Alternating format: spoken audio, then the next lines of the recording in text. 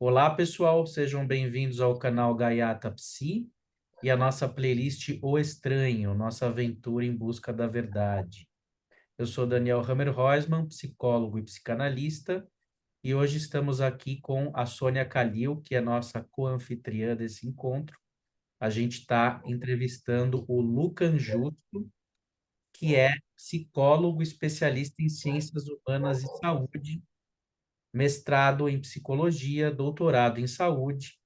Ele atua como psicólogo clínico e da saúde, desenvolvendo estudos na área da parapsicologia, psiconeuroimunologia, saúde mental e religiosidade e espiritualidade. O tema do nosso encontro é derivado da pesquisa de doutorado dele pela Universidade Federal de Juiz de Fora, intitulado Crianças que alegam memórias de vidas passadas. Eu tive a oportunidade de conhecer ele aqui no evento NOEX, em São Paulo, que é o Non-Ordinary Experiences, promovido pelo Instituto de Pesquisa IDOR, que tem aqui em São Paulo, no Rio de Janeiro, traz pesquisadores e cientistas que se debruçam aí sobre o tema das experiências anômalas. Então, estou muito feliz com a presença do Lucan aqui no canal, quero agradecer e já passar a palavra para ele, vai fazer uma exposição, trazendo até casos, né? E depois a gente vai abrir para perguntas e comentários. Então, Lucas, seja Olá, bem-vindo. Daniel. Olá, Sônia. Eu que agradeço o convite, né? É um imenso prazer estar aqui com vocês e compartilhar o meu estudo, né? Minha pesquisa de doutorado, um campo aí que eu venho me debruçando e estudando já há alguns anos. Digo alô também a todos os espectadores, né? Que estejam vindo a assistir esse vídeo, né? Essa conversa nossa aqui. E, bom, como o próprio Daniel disse, né? A gente se conheceu a partir de um workshop, né, voltado para a discussão sobre as experiências não ordinárias, né, ou experiências anômalas, fenômenos paranormais, né, nós podemos dar diferentes nomes aí para esse tipo de fenômeno. E nessa oportunidade eu apresentei o meu estudo sobre a investigação de crianças brasileiras que alegam supostas memórias de vidas passadas, né. Isso é um fenômeno bem intrigante, né? Eu acho que é interessante contar aqui um pouquinho da história de onde se começa a investigar cientificamente esse tipo de fenômeno. A gente tem aí, né, registro de que a partir dos anos 60, um psiquiatra e pesquisador da Universidade da Virgínia, Dr. Ian Stevenson, começou a se interessar por esse tipo de fenômeno, né? Ian Stevenson era um psiquiatra infantil.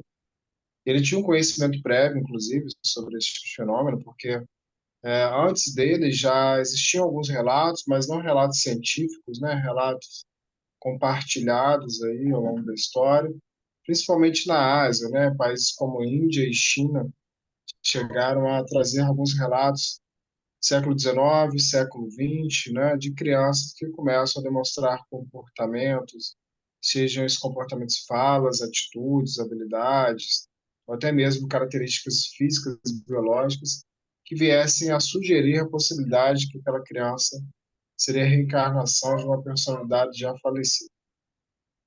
O Ian Stevenson se interessou em desenvolver um método, né, uma sistematização de investigação desse tipo de fenômeno.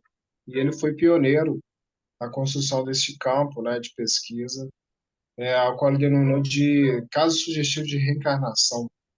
O inglês seria CORT, né, Cases of Reincarnation Type, que são casos que sugerem essa possibilidade de vida após a morte, não só a vida após a morte, mas a possibilidade que após morrer, ir para um outro plano, essa personalidade retornaria em um novo corpo físico, né? Esse seria um entendimento assim bem simplificado do que seria a reencarnação. Daí o termo, né? Essa ideia de caso sugestivo de reencarnação. Então, Stevenson, a partir dos anos 60, começa a investigar. Interessante que um dos primeiros casos que ele investiga foi o caso, na verdade, de uma mulher já adulta, lá na Índia. Essa mulher, entre outras características, ela demonstrava a habilidade de falar uma língua que não era a língua típica da região onde ela havia nascido, né? Ela, se não me engano, era mais do sul da Índia, mas ela falava a língua Bengali, né? Que é uma língua mais do norte da Índia. E até então ela não foi inserida nessa cultura, ela não sabia falar essa língua, mas ela começava a demonstrar esse comportamento, ao qual a gente chamaria de xenoglossia, né? Capacidade de falar uma língua estrangeira sem haver aprendido essa língua por vias comuns de aprendizado. E o Stevenson começou a investigar esse caso, porque quando ela falava em outra língua, ou ela demonstrava um estado alterado de consciência, como se ela estivesse uma outra personalidade, né? Uma outra pessoa falando de um outro nome, falando sobre o modo como morreu, descrevendo uma outra biografia diferente da biografia daquela pessoa. E o Stevenson, nesse tipo de caso, ele levantou a hipótese também de possessão, né?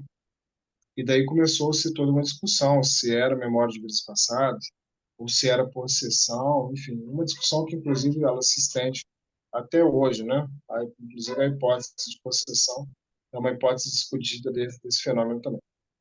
Mas a partir daí para frente, né, o Stevenson começou a investir mais em casos de crianças, principalmente crianças ali na primeira infância, 0 a 7 anos, que de forma espontânea começavam a fazer alegações do tipo, bom, você não é minha mãe, meu nome é tal, a minha casa fica em tal lugar, tem essa e aquelas características.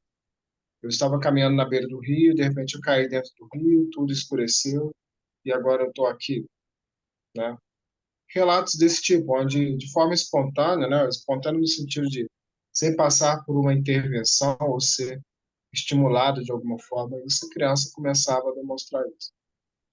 O Stevenson chegou a registrar lá na Universidade da Virgínia, né, mais de 2.500 casos desse tipo, e casos investigados ao redor de todo o mundo, casos investigados na Ásia, América do Norte, Oceania, América do Sul, incluindo aí Brasil, África, pegando ali a região do Alasca também, praticamente todos os continentes, né? O Stevenson chegou a investigar casos em basicamente todos os continentes. E a partir daí ele começou, né, a caracterizar os padrões, né, de características desses casos. E entre os padrões estabelecidos, seria a ideia de que, em geral, a criança com 2 ou 3 anos de idade começa a demonstrar essas alegações. Geralmente alegações verbais, né? Isso é de certa forma óbvio, porque é quando a criança começa a falar, né? Começa a se comunicar, ela começa a fazer as alegações. Mas até mesmo antes da fala, a criança pode demonstrar atitudes, comportamentos. Ou um outro fenômeno também interessante verificado nesse caso, que são os sonhos premonitórios, né? Ou o termo em inglês seria announcing dreams. Eu não encontrei uma tradução em português que seja fiel a esse termo announcing dreams, né? Que seria sonhos anunciatórios. A gente talvez colocaria como sonhos premonitórios, mas a ideia de announcing é que aquele sonho estaria anunciando a reencarnação daquela pessoa. Então, outro fenômeno também que foi percebido em muitos dos casos, a mãe no processo de gestação sonha com alguém já falecido, ou tem algum tipo de sonho que deixa um indicativo de que uma personalidade já falecida vai vir a nascer novamente como filho dela e tal, né? Então, a gente vê, às vezes, já que no processo de gestação já começam, às vezes, a surgir algumas, vamos dizer, características, né? Ou situações que indicam, sugerem essa possibilidade da reencarnação. E, às vezes, a criança, depois ali, mesmo sem falar, já demonstra algumas atitudes. Como, por exemplo, a gente tem um conhecido caso, o caso James Leninger, um caso investigado nos Estados Unidos. James Leninger, aparentemente, vamos dizer assim, determinou-se que ele seria a encarnação de um soldado norte-americano que foi abatido durante a Segunda Guerra, James Houston, foi abatido pelos soldados japoneses no território japonês. O avião desse soldado afundou em alto mar e ele foi morrendo, né, assim, gradativamente conforme o avião foi afundando no mar. Inclusive o soldado, foi o piloto, né, foi pedindo, foi gritando, Mayday, Mayday, SOS, homem ao mar, Mayday, Mayday, homem ao mar. E aí o curioso é que a família do James Lennon começou a perceber que por volta de 1, 2 anos de idade, ele demonstrava comportamentos que a gente poderia rotular como terror noturno, né? E essa criança, às vezes, dormindo à noite, ela começava a chutar o ar, né, deitada, assim, de barriga para cima, começava a chutar com as pernas o ar e gritar Mayday, Mayday, homem ao mar, Mayday, Mayday, homem ao mar. Segundo o relato dos pais, isso é um tipo de pesadelo, né, que acontecia de forma recorrente, e eles não sabiam explicar por que que esse tipo de pesadelo se repetia e sempre nesse sentido, né? E aí a família começa a se intrigar, a se interessar por isso, e aí várias coisas vão se desenrolando ao longo da investigação. Como, por exemplo, né, a criança ganhou 3 bonequinhos, né, de 3 soldadinhos de plástico dos pais, e ele ficava brincando com aqueles 3 soldadinhos. E ele deu nome aos 3 soldados, que eram nomes de militares. E ao longo da investigação, o pai foi chegando, né, a informações de qual seria o navio, né, ao qual aquela criança, a plataforma ao qual aquela suposta personalidade estava ali embarcada e decolou do avião. E foi chegando essas informações porque a criança começou a alegar, né, teve uma situação que ele estava brincando dentro de casa, na sala, ele estava brincando com um avião de brinquedo, assim, e tal, e de repente ele fez o avião caindo e falou, ah, mãe, meu avião caiu. E a mãe perguntou, mas o que aconteceu com o seu avião? Ah, os japoneses derrubaram, né? E aí isso chamou atenção também, né? Essa ideia dos japoneses e tal. E ao longo do caso, a criança começa a falar nomes, começa a citar lugares, o pai começa a investigar a partir das alegações da criança, e ele encontra, né, essa plataforma, encontra inclusive que nessa plataforma existia um piloto James Houston, e ele tinha como 3 companheiros pilotos ali, outros pilotos que recebiam, que tinham o mesmo nome dos brinquedos, dos bonecos do menino, né? E além disso, a criança tinha o hábito de desenhar, eles geralmente desenhavam situações de batalhas aéreas e bombas explodindo, pessoas morrendo, e ele assinava embaixo como James Z, James Z, James Z, que também chamou a atenção dos pais. Depois eles verificaram que James Z era o nome de batalha do James Wilson, né, o piloto falecido. Enfim, esse é um caso, né, que eu estou trazendo aqui, um caso. Esse caso ficou bem famoso, ele geralmente aparece aí na Discovery Channel ou na National Geographic. Tem um programa norte-americano que chama Um Espírito no Meu Filho, né? Não sei se já tiveram a oportunidade de assistir. É Eu um vi, programa que às vezes traz esse tipo de caso. Oi? eu vi esse caso lá na Netflix, acho que Na Netflix tem um documentário que traz também esse caso, né? Sobre vida após a morte. Mas tem também um documentário norte-americano que chama Um Espírito no Meu Filho. Eu só não me lembro aqui se é da Discovery Channel ou da History Channel. Acho que era Discovery Science, na verdade. Então, bom, esse é um exemplo de um caso, né? Esse caso se desenrola de uma maneira bem intrigante. Eu acho que um dos acontecimentos mais fantásticos desse caso foi uma situação onde levaram essa criança de encontro à irmã do falecido, né? A irmã era viva ainda, ela tinha 80 anos, a criança na época tinha 4, 5 anos, e eles levaram, né, o investigador, no caso, Jim Tucker, né, o investigador que ainda investiga esse caso lá na Virgínia, levou a criança até o encontro dessa irmã. Quando eles chegaram lá, eles perguntaram para a criança: tem alguma coisa aqui que só você sabe e nem a sua irmã e mais ninguém sabe? Você poderia dizer para a gente? Aí ele falou: ah, antes de eu ir para a batalha, eu peguei um quadro que a minha mãe me deu, deixei escondido no porão dessa casa, em tal lugar, um quadro com isso e isso aqui. Aí perguntaram: você pode levar a gente até lá? Aí a criança foi guiando todo mundo ao porão da casa, tal, chegou lá no lugar, tirou as coisas, pegou um quadro e mostrou o quadro, que era de fato o quadro do James Houston. E a irmã confirmou que realmente antes dele ir para a batalha, para a guerra, a mãe deu aquele quadro para ele, ele guardou. Enfim, então são situações curiosas desse tipo, né? Obviamente que tudo isso é muito discutível, né? A gente está sempre partindo da hipótese de que isso são memórias de vidas passadas, tá? Esse tipo de caso, inclusive, ele não pode afirmar que reencarnação existe ou não.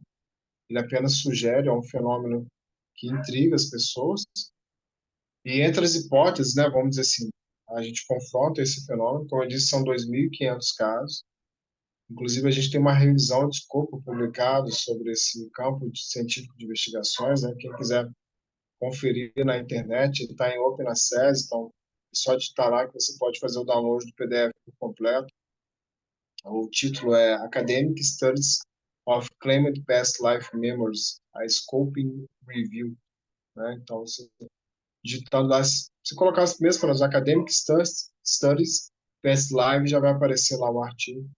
E lá a gente traz bastante informações sobre essas características todas, né? Que estou falando, perfil das crianças, as variáveis investigadas, os métodos utilizados nas investigações, os principais pesquisadores nessa área. E, de fato, vamos dizer assim, dos anos 60 até os anos 2000, houve uma investigação muito ampla sobre esse fenômeno, né? Não só o Stevenson, como outros pesquisadores também, psicólogos, psiquiatras, antropólogos, começaram também a investigar esse fenômeno e eles encontraram bastante coisa significativa.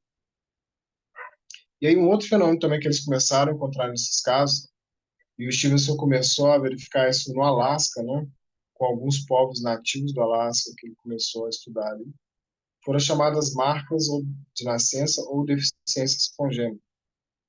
E isso chamou bastante a atenção desses pesquisadores, porque a criança fazia as alegações e muitas vezes a criança descrevia o modo como morreu, né? Dizia, estava num penhasco olhando para baixo, de repente eu caí, apareceu uma luz, ficou tudo escuro e agora eu estou aqui. Ou uma pessoa chegou até mim, me deu um tiro e eu morri, agora eu estou aqui. Enfim, a criança começa a relatar o modo como morreu na suposta vida anterior. E aí encontra-se muitas vezes também marcas de nascença que foram hipoteticamente associadas à ferida fatal, né, que essa pessoa sofreu durante a vida anterior. Exemplo, morreu com um tiro no coração. Aí tem, né, inclusive existem casos desse tipo. Mostra-se lá no corpo da criança uma marca que sugere ser a marca de entrada da bala e uma marca nas costas sugerindo ser a saída da bala, né? Ou um tiro na cabeça teria também uma marca de entrada, uma marca de saída. Um outro caso que eu me lembro, né, que o Stevenson investigou, uma criança que alegou ter sido na vida anterior um assassino e que costumava assassinar as pessoas degolando com uma faca e tal. E essa criança nasceu com uma deformidade na mão, né? Ela tinha uma mão encolhida e ela era toda contorcida dessa forma, uma deficiência congênita, vamos dizer assim. Um dos casos que eu investiguei na minha pesquisa, né, uma menina que nasceu com uma deficiência chamada mielomeningocele, né, onde parte das vértebras são abertas e a criança ela não tem os movimentos da perna, ela é cadeirante. E aí, segundo a família, numa situação durante a noite, a criança dormindo, começou a falar dormindo, né? Isso relato dos pais, obviamente, dizendo que ela era amante do pai, que ela engravidou e que o amante matou ela com um tiro nas costas. E o que se entende é, bom, esse triângulo amoroso reencarnou ali, né, como pai, mãe e filho. A criança cadeirante, que seria a amante do pai. E a mãe relata que a criança, desde os primeiros meses, né, da primeira infância, demonstrava uma aversão a ela, não aceitava, por exemplo, receber um beijo. Quando a mãe beijava nos bochechos da criança, a criança limpava, fazia uma atitude de nojo, né? Quando a mãe abraçava, estava junto do pai, a criança ia lá, tentava separar e falava para ela ficar longe dele. Enfim, alguns comportamentos aí que foram sugerindo, né, essa ideia dessa reencarnação também. E um caso aí onde possivelmente teria essa deficiência congênita ali associada. Um outro caso também que eu investiguei, né, foi inclusive um caso que eu apresentei no workshop, no qual o Daniel estava presente, uma criança que alega ter sido o tio-avô falecido, assassinado, na verdade, a tiros. Um dos tiros que essa vítima recebeu atravessou a cabeça, né? E a criança tem uma deformidade no osso occipital, aqui na calota occipital do crânio. A gente, inclusive, fez uma reconstrução 3D do crânio da criança, tem uma tomografia que mostra, né, como se fosse uma ferida, né, uma deformidade no crânio. E quando você passa a mão na cabeça da criança, eu tive essa oportunidade de passar a mão na cabeça, você percebe um buraco, isso é notório, né? A criança tem um buraco ali na cabeça. E a gente associou isso à possibilidade do tiro, né, que a vítima recebeu. A criança disse que foi um tiro na boca, então a bala entrou pela frente e saiu por trás e deixou ali uma deformidade, provavelmente associada à saída da bala, que deve ter destroçado, né, a massa óssea do crânio da vítima. Enfim, então essas são características, né, que a gente percebe.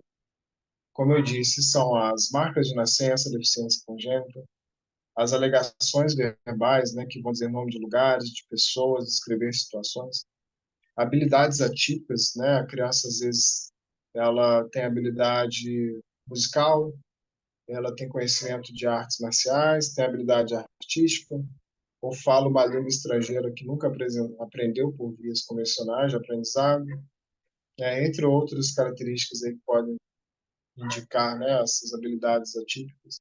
Existem as fobias também, outro comportamento verificado nesses casos. Então, a criança alega ter morrido afogada e ela demonstra comportamento de fobia à água. Né? Tem um caso desse que foi investigado na Índia pelo Erlandur Haraldson, um psicólogo, né, um parapsicólogo, e ele investigou esse caso de uma menina que alegou ter morrido afogada. Segundo ela estava na beira do rio, brincando com os amigos. Ela caiu dentro do rio, não sabia nadar, a correnteza levou e ela morreu. E essa criança tinha uma fobia, né, uma aversão enorme à água. Né? Ela sentia uma ansiedade muito grande ao se aproximar de piscinas, ou de lagos, ou do mar. Né? Ela demonstrava um medo, uma insegurança muito grande. Então, daí a possibilidade de uma fobia também associada a esse modo como morreu nas costas da vida inteira. E as filias também, a criança às vezes demonstrava interesse por bebida alcoólica, por nicotina, por sexo ou outros comportamentos que não são do tipo de desejos de uma criança na primeira infância. Um dos casos que eu investiguei no meu estudo é o caso de uma criança que alegou ter sido o bisavô. O bisavô, ele era um etilista, né, dependente de álcool, ele consumia álcool excessivamente. E essa criança, segundo os pais, desde os 2 anos de idade, demonstrava o desejo de tomar cerveja. E a criança falava: poxa, eu não vejo a hora de crescer para eu poder tomar uma cervejinha. Nossa, eu estou com uma vontade de tomar uma cervejinha. Isso com 2, 3 anos de idade, né, segundo a família. E a família não tem o hábito de consumir álcool, a mãe não bebe bebida alcoólica, a avó não bebe bebida alcoólica, e o pai toma cerveja, mas segundo ele, a quantidade é muito razoável, né, muito pequena, não é, não, vamos dizer assim, o consumo de bebida alcoólica não é característico da família. Então, chamar a atenção para essa possibilidade de uma filia também associada ao caso.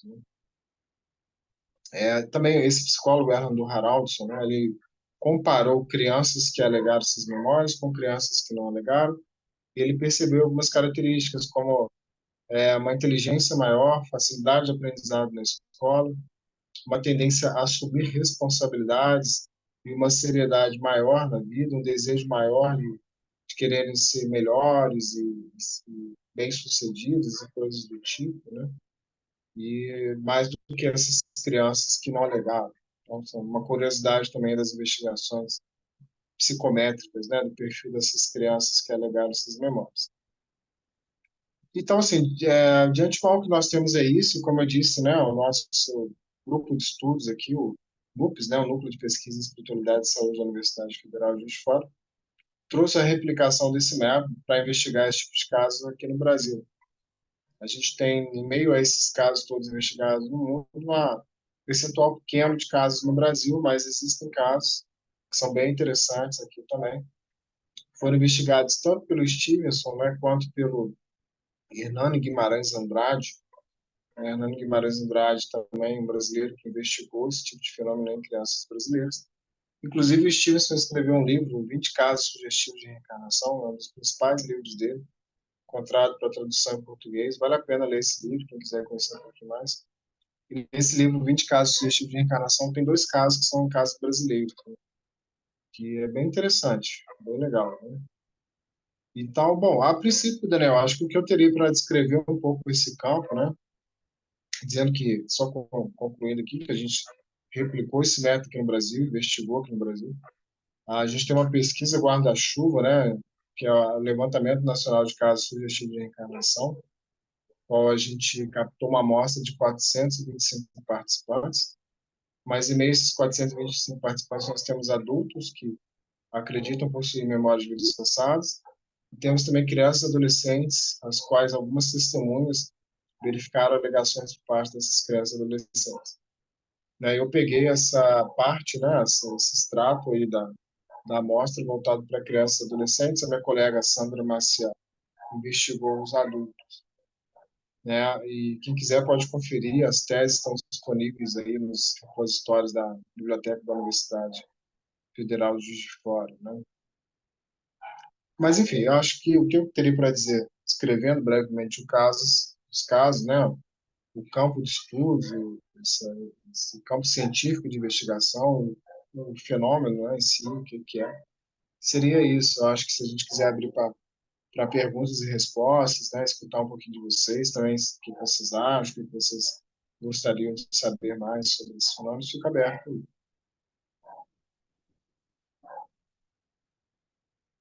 Legal, obrigado, Luca. Muito Né? instigante, surpreendente aí a riqueza desses casos, né, e o mistério desse fenômeno, né? Sim, temos Sim. perguntas, mas antes disso, quero passar a palavra aí para a Sônia ou para a Cíntia, se elas quiserem se colocar, Denise e Jorge. Eu gostaria é meio que uma pergunta, né? Mas eu gostaria de saber quando você fala, Luca, que você então foi investigar esse caso, a tua investigação é similar à do Stevenson?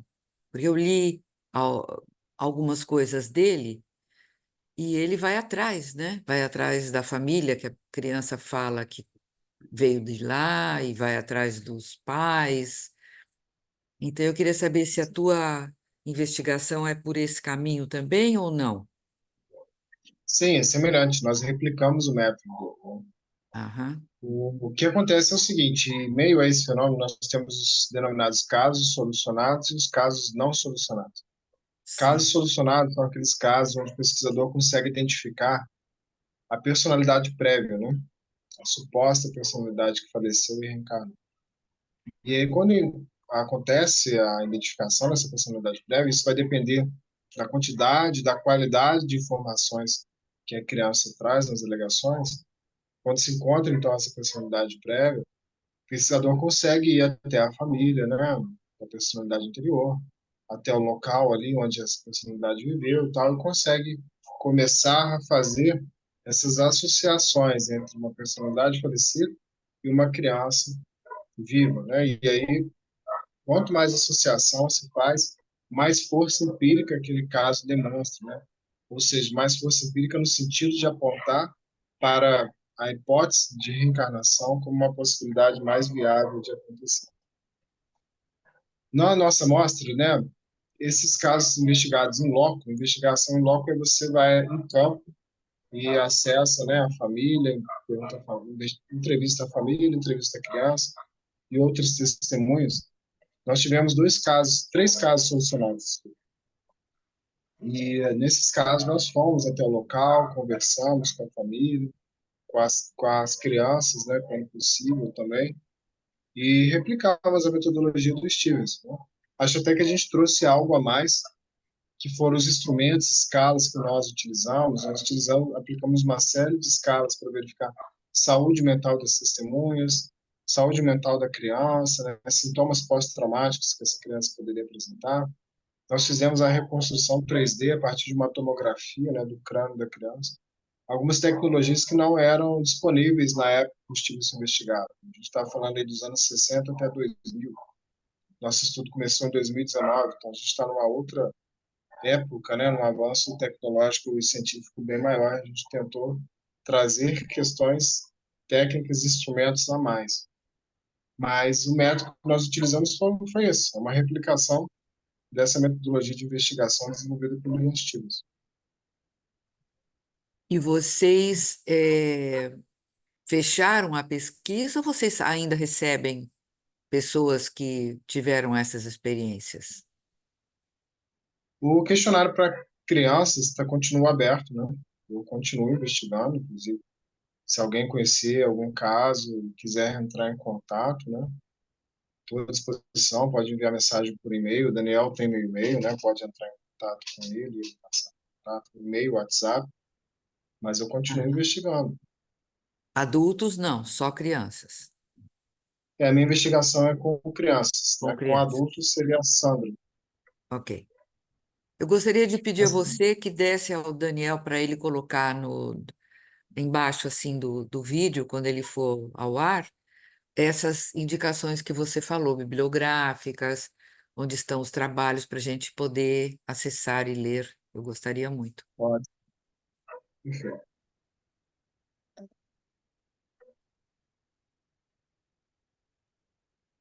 Quer falar, Cíntia? Você Você está está com sem microfone, Cíntia. o áudio fechado. Por favor, gostaria de saber como que ficam, assim, como fica o comportamento dessas crianças após a sua abordagem de pesquisa. Então, bom, uma das crianças que eu entrevistei, ela era muito tímida, fechada, reservada, bem introvertida, e ela não demonstrava muita abertura, né, para falar sobre o assunto. Quando eu cheguei para entrevistar, teve uma dificuldade muito grande de acesso a essa conversa, a criança se esquivava do assunto, respondia em poucas palavras e tal. Mas eu utilizei uma abordagem que funcionou bem, que foi desenhar, né? Eu dei a essa criança papel e lápis de cor, lápis de cera, e pedi para ela desenhar, né? Perguntar, e aquela história, né? Do, do avião que você escutou, né? A criança estava no quintal com a avó, por exemplo, e escutaram um barulho de avião. E a criança olhou para a avó e falou: "Mas você lembra quando você era pequena e a gente andou de avião e eu pilotei o avião?"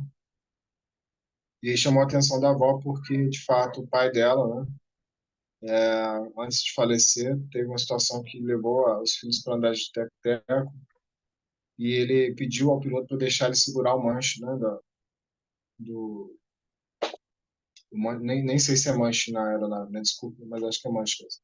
Segurar ali o controle, né, da aeronave e por alguns instantes ele pilotou. E daí começou toda a ideia de que essa criança poderia ser a reencarnação do bisavô, né? E do tio-avô. E, bom, e aí, enfim, não, do bisavô, perdão, do bisavô. E aí, enfim, bom, aí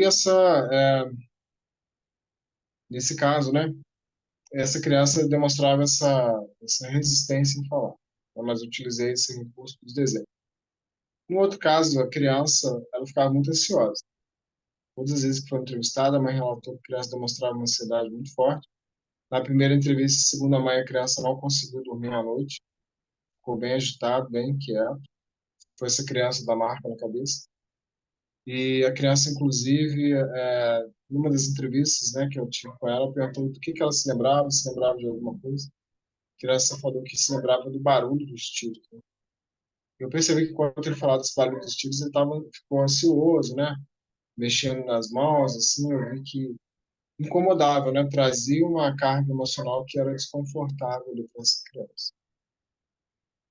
Isso, inclusive, é uma característica desse tipo de estudo, né? Porque tem-se a discussão sobre a desejabilidade social, né? O viés da desejabilidade social.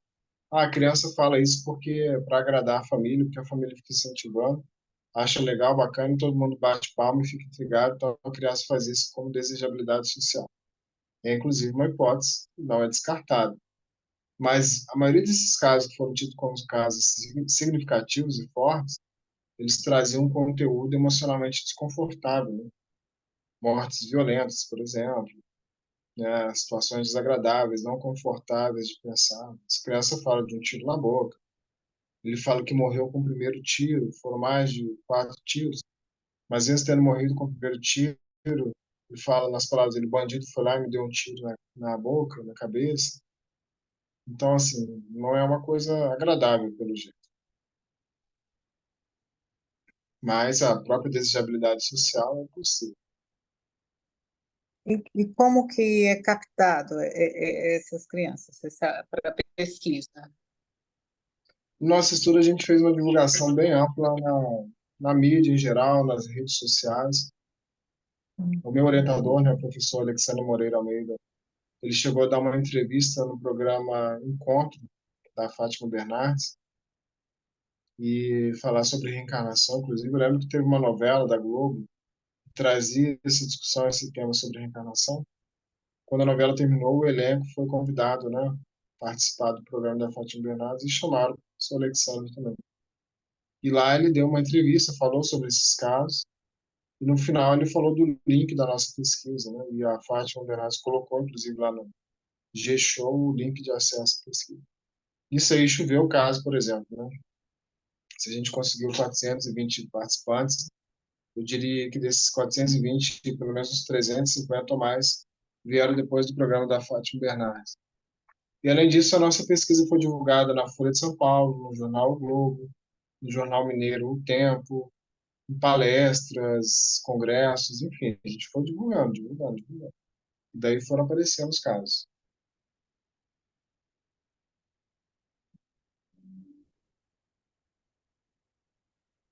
Desculpe, só mais uma pergunta. E dados que você perceba que possa ser uma fantasia da criança? Sim, a fantasia é a primeira hipótese, né? A hipótese inicial é de que essas alegações são fantasias, né? Ou são construções sociais, né? Vamos dizer assim. Influência socioambiental. A criança viu alguma coisa na televisão, leu uma historinha na escola, escutou assuntos e conversas dentro de casa e tal, e cria, né, toda uma história, um imaginário fantasioso ali, e começa a reproduzir esse tipo de informação com fruto nas fantasias. Isso é possível, né? É uma hipótese.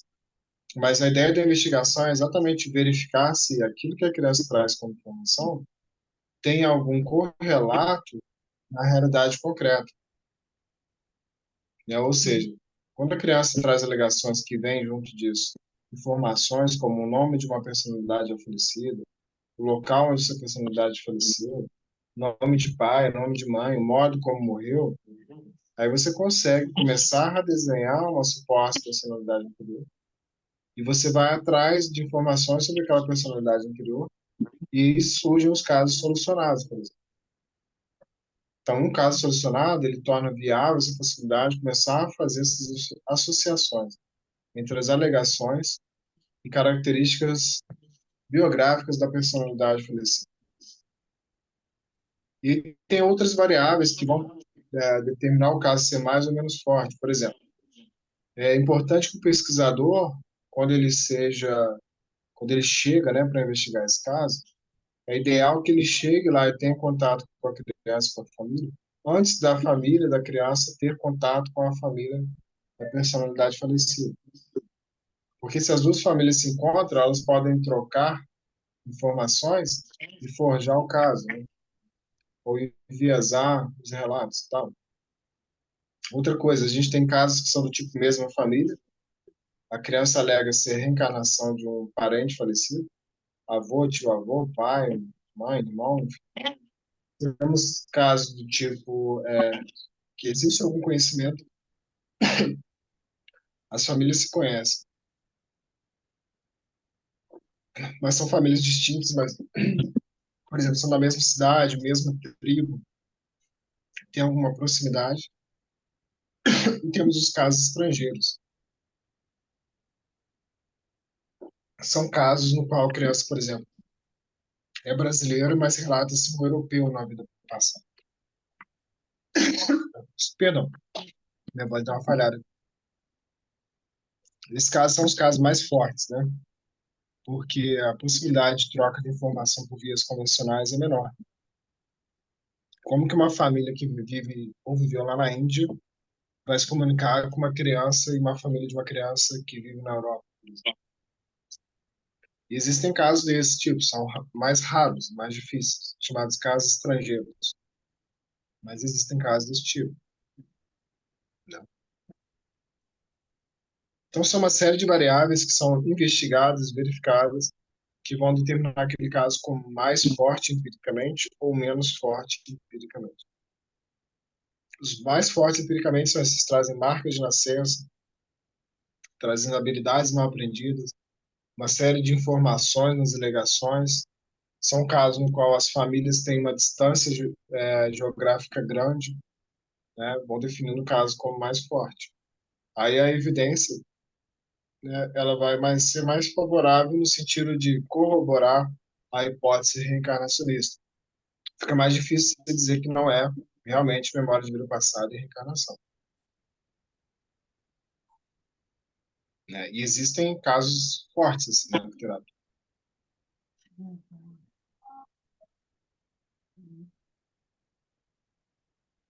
Agora, por exemplo, quando o Stevenson começou a apresentar, né, esse tipo de estudo e tal, ele começou a se tornar uma pessoa mais notada, né, pela mídia e tal, começou a ser entrevistado, ele começou a receber muitas críticas e foi perseguido de certa forma.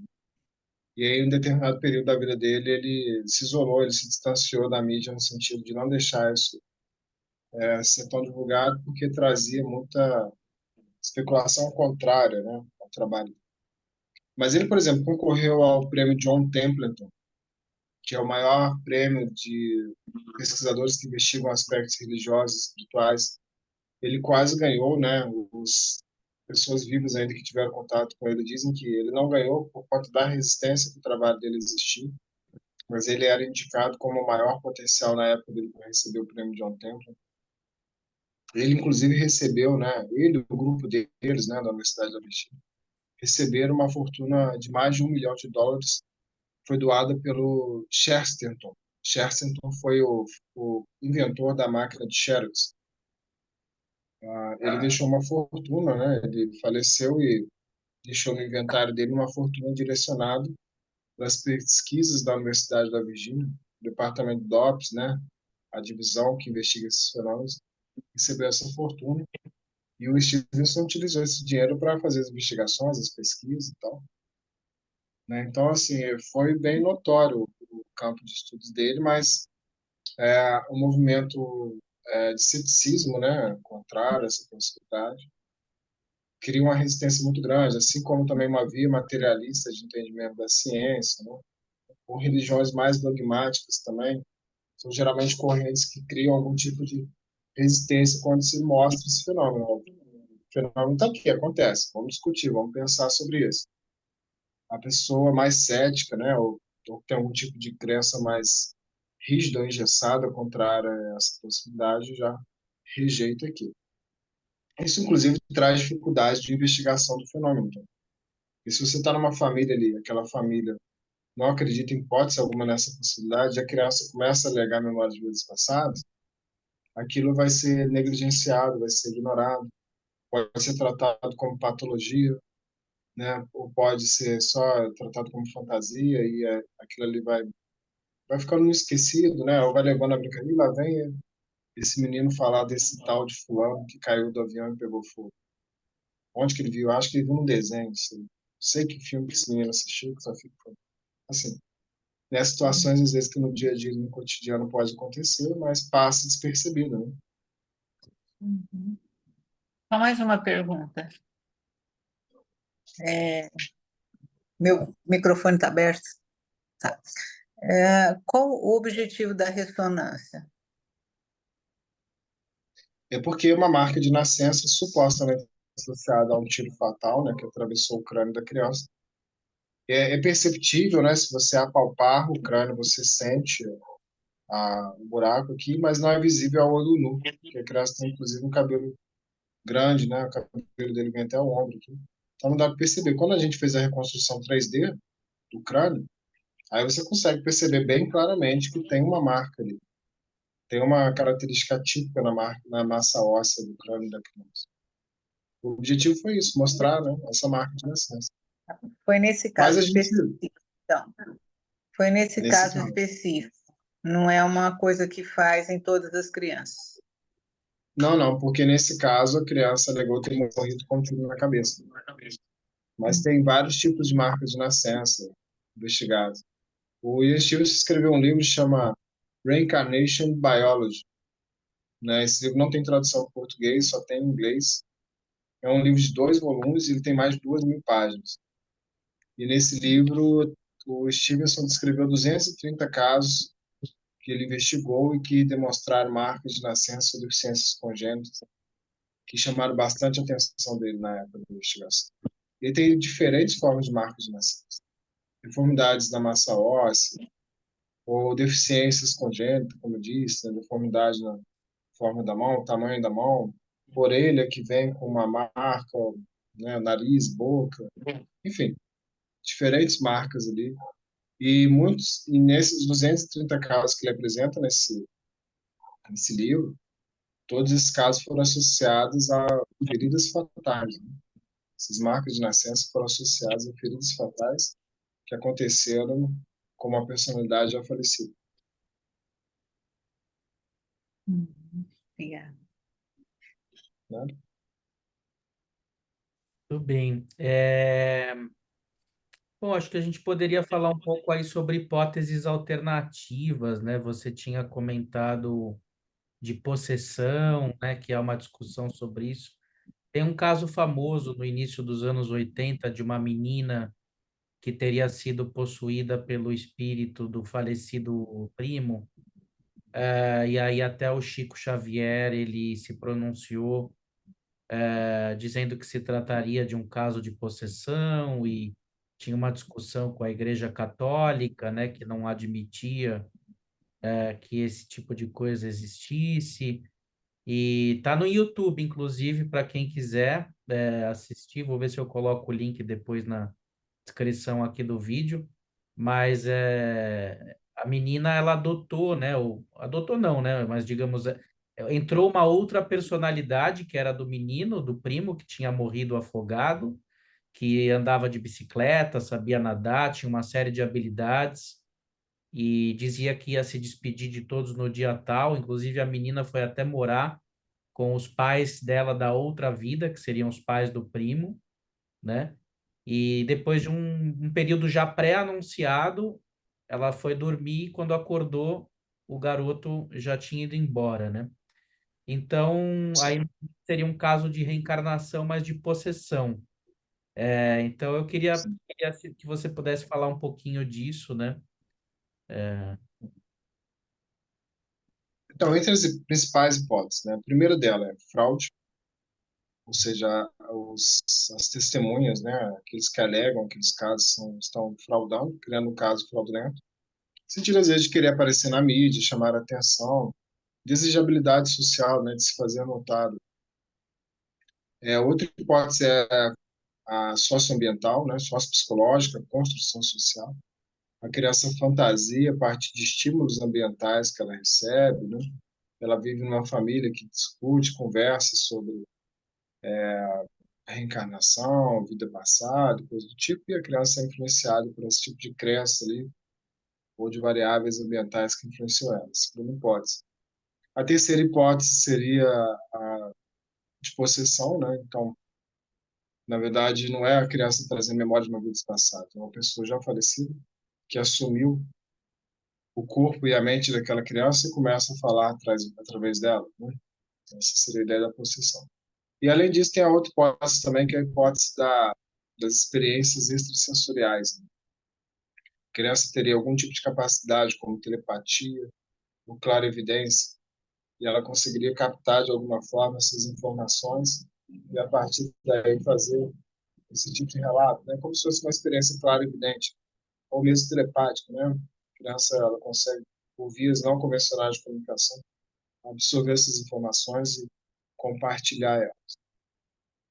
Mas o Stevenson ele foi, inclusive, criticado por muitos parapsicólogos também, né? Não só céticos criticaram ele, mas um grupo de parapsicólogos vinculados ali, inclusive a Society for Psycho Research, né? Uma das primeiras sociedades, comunidades de parapsicologia. Muitos começaram a trazer essa hipótese das experiências não sensoriais, né? Vias de comunicação não sensoriais. Então, essas crianças não estavam negando memória de vidas passadas, estavam demonstrando as habilidades de clarividência ou de telepatia, ou mesmo da possessão, Alguns outros trouxeram a ideia da criptomnésia também. Criptomnésia é aquilo que, quando ela sofre estímulos, por exemplo, ela vê televisão, ou ela vê um teatro, e aquilo fica, aquele tipo de informação, aquele tipo de estímulo fica no subconsciente daquela criança, e a criança começa a trazer essas informações que estão inconscientes ali, estão latentes de alguma forma. Então, falo assim, são várias hipóteses que são levantadas. Mas aí, como que você vai caminhar mais na direção da hipótese reencarnacionista ou das hipóteses alternativas? Aí vai depender da qualidade das evidências. Quando que essas evidências elas se associam a características de uma personalidade falecida. Agora, bom, as possibilidades são várias, né? Como eu disse no início, esses casos, eles não pretendem afirmar que reencarnação é verdade ou não, que reencarnação existe. Elas podem, o caso pode sugerir. Mas o que se tem, né, discutido na literatura, e sugiro inclusive a leitura de um livro do antropólogo James Matlock, que é um dos principais estudiosos da área, o livro Signs of Reincarnation, um livro com mais de 900 referências bibliográficas, um livro de 300 páginas, maior revisão que se tem no mundo hoje em dia sobre esse campo de investigação. E ele conclui o livro dizendo: olha, a gente não consegue ter certeza de que a reencarnação existe a partir desse fenômeno, dessas investigações. Mas também é muito difícil dizer que esses casos não sugerem reencarnação, porque a quantidade de evidências é muito forte, muito significativa, né? Chama muita atenção. É difícil, às vezes, você dizer que não é memória de vida passada.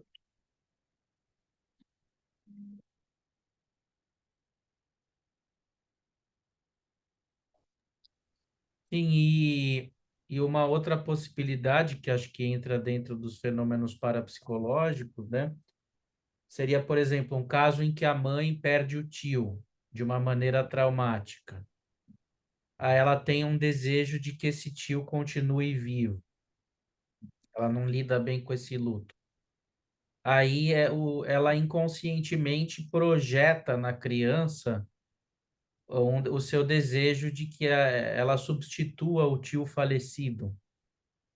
Logo, ela tem um sonho que anuncia que esse tio voltará à vida, e uma série de efeitos, inclusive biológicos, na criança passam a ser decorrentes da expectativa que ela tem inconsciente de que essa criança ocupe o lugar do tio. Consequentemente, a criança vai nascer com marcas e características de memória e personalidade que eram próprias do tio, porém que teriam sido passadas através de um campo inconsciente desejante dessa mãe. Essa seria uma hipótese, porém, não explicaria todos os casos, tendo em vista que nem sempre é uma perda na família e nem de alguém que a família conheça. Então, Exato. teria que, se alguém não quiser de jeito nenhum aceitar a reencarnação, teria que ou ignorar ou considerar hipóteses parapsicológicas, como, por exemplo, registros acásticos, né, informações que a criança pegaria da realidade através de capacidades extrasensoriais, se identificaria com uma personalidade X e traria para si esses elementos, enfim. Aí, mas também seria uma hipótese igualmente extraordinária, né? Isso ser real. É, quando traz a questão da marca de nascença como influência do pensamento da gestante, né?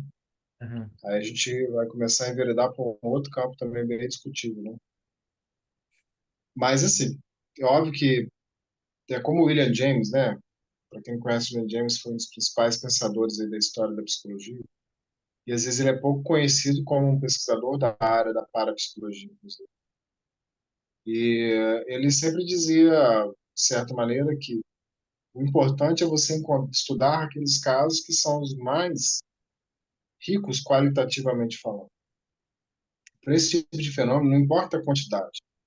Você não precisa ter 1.000, 200.000 casos. Se tiver um que traz todas essas características, por exemplo, caso estrangeiro, né? Uma criança que nasce no Brasil e fala ter sido um japonês. As famílias nunca tiveram contato. A criança alega ter morrido, por exemplo, com uma lança que atravessou o peito, a criança tem uma marca de entrada e saída da lança. A criança fala japonês aos 3 anos de idade sem nunca ter estudado japonês. A criança tem domínio de artes marciais japonesas sem nunca ter, né, praticado e tal. Estou trazendo uma ideia hipotética, óbvio.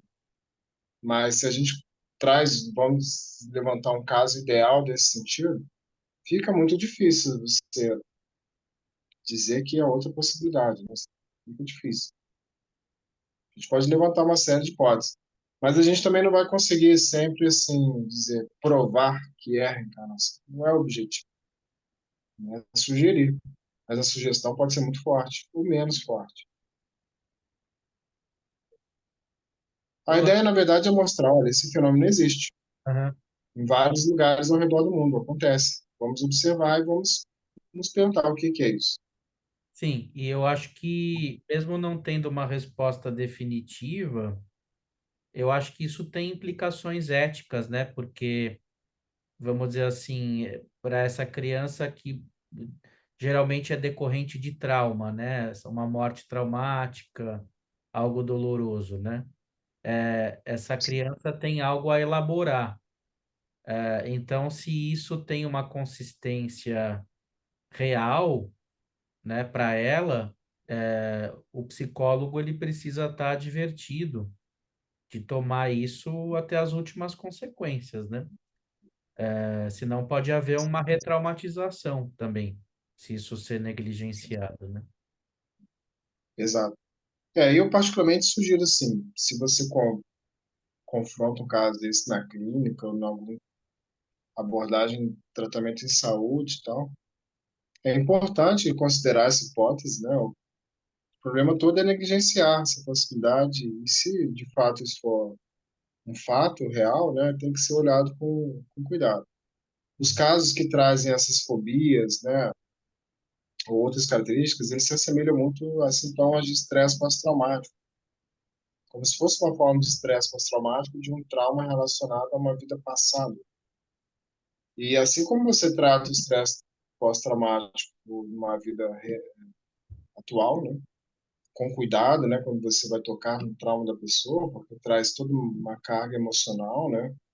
Não dá para você arrombar a porta com os pés, tem que ser tudo com muito cuidado, ressignificação, tudo mais. Assim também deve ser, né? Esse trabalho com um trauma supostamente de uma vida passada.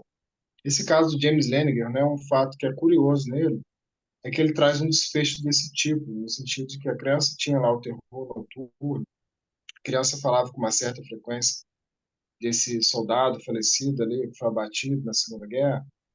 A criança tinha o hábito de brincar, por exemplo, ele pegava a colher e, quando ele sentava na mesa para comer, ele pegava a colher e fazia um barulho de boba caindo. Ele fazia isso com uma frequência recorrente. Os pais chegaram a mostrar, inclusive, fotografias da mesa marcada de tanto bater a colher ali em cima, né, simulando essas bombas e tal. E aí, num dia, a família resolveu levar a criança até o local onde o soldado foi abatido, né, em alto mar, território japonês, levaram a criança lá. A criança estava com um ramo de flores na mão e os pais falaram: joga essa flor no mar e se despede do James Houston. A partir de agora, o James Houston vai embora, você vai deixar ele ir embora. E a criança joga as flores no mar e assim começa a chorar copiosamente. A criança começa a chorar de uma forma bem atípica, né? Não escorreu uma lágrima, começa a se emocionar bem intensamente. E segundo a família, depois dessa situação, ele nunca mais falou. Ficou esquecido. E hoje em dia, quando pergunto para ele, ele já é um jovem adulto, deve ter uns 20 e poucos anos, quase 30, ele não gosta de falar. Parece que se ele lembra de poucas coisas, talvez mais coisas que os outros falaram para ele, e ficou lá, esquecido. Então, assim, se a gente vai fazer terapia com essas crianças, né, não sei se um dia, né, nós chegaremos a esse nível, né? Mas que é um fato curioso, ou estranho, né, Daniel? Com certeza. Para um espírita, ou para alguém que já tem uma crença reencarnacionista, não é nada estranho, né? Mas digamos que, como a gente parte aqui de uma perspectiva científica, e científica é no sentido amplo, né? Não só de um materialismo cético, né, tal, mas de uma possibilidade, sim, de pensar para a psicologia e a transcendência. Então, a gente tenta trazer o estranho para o ordinário, para o não estranho, né? Esse é o nosso papel aqui, tocando em temas tabus. E a gente acha que o mistério e o extraordinário é a via de transformação e melhoria da ciência. Porque se a ciência ela se contentar só com o ordinário, ela nunca vai progredir, ou seja, ela tem que progredir frente ao extraordinário, aquilo que ela não pode explicar, né? E é justamente essa parte que é o vespeiro, né? Que não é todo mundo que tem coragem. Falar que o ser humano veio do macaco, qualquer um fala porque já está estabelecido de alguma maneira isso, ou de um ancestral do macaco, né? Enfim, em comum. Mas dizer que a reencarnação pode ser real, aí você já entra num terreno mais delicado, né? Exato. É essa a ideia, o espírito investigativo da ciência, né? Aham, Senão a gente fica no samba de nota só, né? exato, Passar séculos reproduzindo a mesma coisa sempre, né? exatamente. Muito bem, então acho que é um bom momento da gente encerrar, se ninguém quiser fazer mais alguma pergunta ou comentário. Então quero agradecer a presença do Lucan novamente, foi um encontro Prazer. muito rico e eu vou deixar o e-mail dele aí na descrição do grupo, do vídeo. Quem quiser entrar em contato, tiver algum caso de reencarnação sugestivo na família, ou quiser, inclusive, partilhar experiências com ele ou com os colegas dele, né, que remeta a isso, a gente vai deixar o contato dele aqui, junto com a bibliografia que ele foi comentando aí ao longo do vídeo, né? E a Isso. tua tese está disponível também lá na Universidade Federal de Juiz de Fora, né? Não sei se está disponível ainda, eu defendi recentemente, eu não sei se ela já está disponível nos arquivos. Mas se Tá. alguém quiser, pode me solicitar por e-mail também, que eu posso compartilhar. PDF. Tá ótimo. Então, lembrando Tá? que nós temos aqui no canal o nosso coletivo Ativismo Insólito, onde pessoas compartilham experiências anômalas, sem preconceito, sem juízo de valor. Não precisa ser profissional da saúde, o grupo é aberto, de WhatsApp, e também está aberto aqui o espaço para quem quiser falar sobre as suas experiências. Na playlist O Estranho vai ser muito bem acolhido, seja de vidas passadas, quase morte, contato com alienígenas, telepatia, telecinese, clarividência e muito mais. Nós vamos acolher vocês aqui. Então, valeu, pessoal, pela presença. Um grande abraço e até Obrigada. breve. Obrigada a todos. Obrigado, Tchau, tchau. tchau.